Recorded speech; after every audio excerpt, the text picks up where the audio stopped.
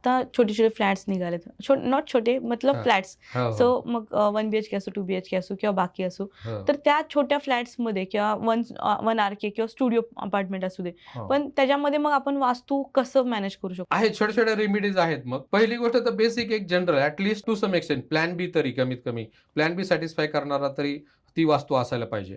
जसं मी सांगितलं, की बुवा त्या फ्लॅटचा नंबर काय आहे? तो हं, तुमच्या बर्थ चार्टशी सुसंगत आहे का? ते पहिलं पहा. जर नसेल तर घेऊ नका. I will hmm, request not to take that. आणि वास्तू महत्त्वाचं ईशान्य कोपरा दूषित आहे का? हे हं, पहा.